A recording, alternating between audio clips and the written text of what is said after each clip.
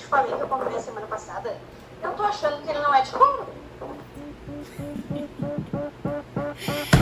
Quem nunca passou por isso?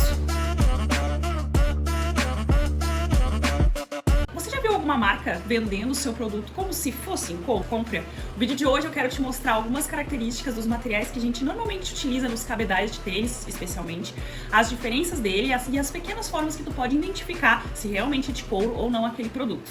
Qualquer sintético fica extremamente parecido com o couro e às vezes você acaba pagando caro por um produto que no final das contas não é de couro. Logo depois da entrada dos produtos em sintético no mercado, as pessoas começaram a perceber que apesar de ser um preço muito bom, então se foi percebendo que o sintético não tem a mesma durabilidade. Os calçados começavam a hidrolisar, a saltar toda a parte da tinta do cabedal, então você acabava não conseguindo mais utilizar aquele produto. Muitas situações onde a sola desgrudava do cabedal, então você também não tinha mais condições de utilizar esse produto. E normalmente isso ocorre em torno de 2 anos após a compra daquele produto, a não valer mais a pena consumir aquele produto. Atualmente, o mercado tem se adaptado. As marcas que querem produzir produtos extremamente baratos para venda em grande escala focaram mais nesses produtos de sintético. E as marcas que querem produzir produtos mais atemporais, com durabilidade muito maior, eles focam no couro. Mesmo assim, algumas marcas tentam atingir esses dois públicos. É um produto um pouco mais básico, que dê para qualquer pessoa consumir, e aquele produto que vai ser mais exclusivo, com uma durabilidade um pouco maior.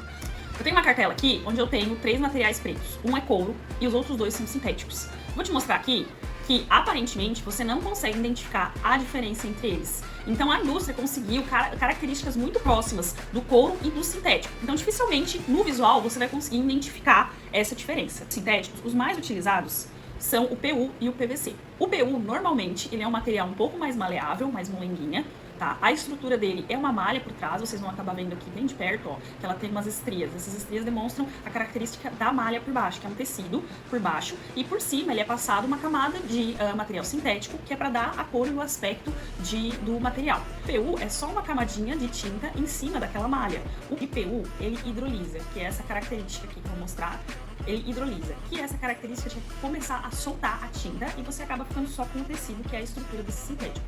Esse outro, que é o PVC, você vai ver que por baixo ele é um não tecido, então é um material, um embrulho de linha, que ele dá a estrutura do sintético. Esse material aqui é muito mais usado em calçados para ter um pouco mais de durabilidade. O que acontece? O PVC, ele não hidrolisa, a característica dele é ressecar, então ele começa a rachar, literalmente. Ele racha.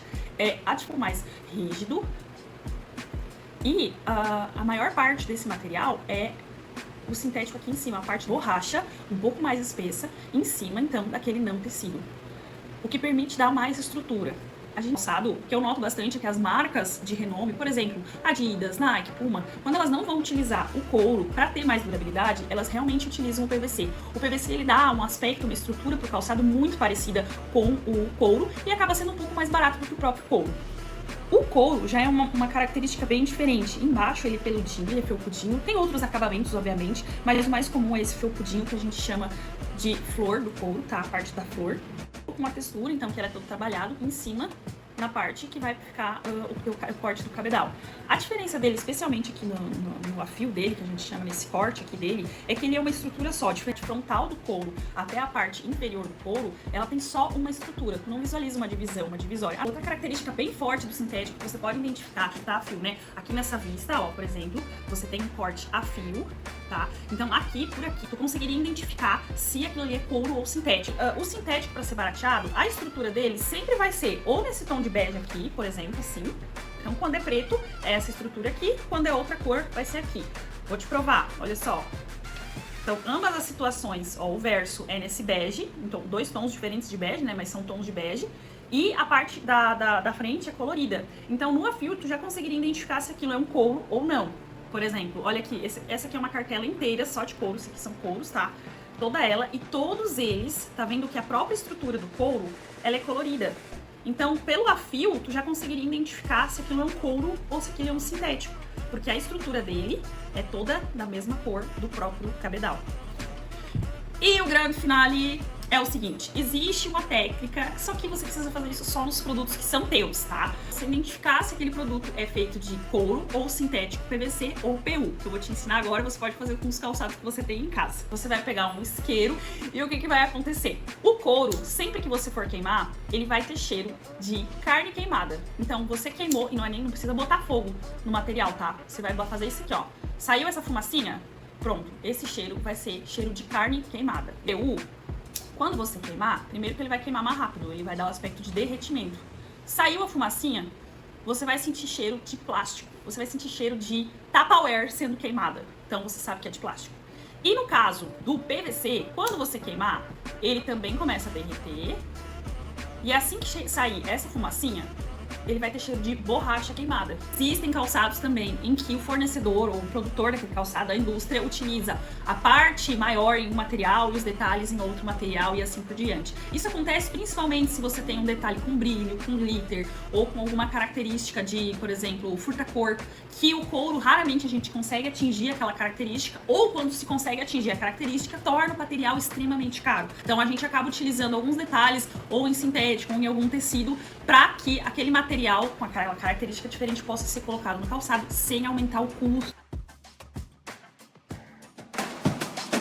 É basicamente a tinta superior, esse material que tá aqui por cima, se soltando da nossa malha, que é a parte inferior. Isso acaba fazendo com que muitas vezes a sola solte, porque isso também pode acontecer no forro. Então você acaba tendo um calçado todo em couro e só o forro em sintético, e 2 anos depois está acontecendo a hidrólise do teu produto. Tem uma dica bem legal que eu vi nas redes sociais e realmente funciona, que eu posso dar pra você, que é utilizar acetona. O produto que estiver hidrolisando, você pega um algodão, passa na parte de que já está sendo hidrolisado, naquele material, e ele vai começar a soltar toda aquela parte do sintético. E vai ficar toda a estrutura da malha. Então você pode continuar seguindo usando aquele produto. É só retirar essa parte do sintético que está desmanchando.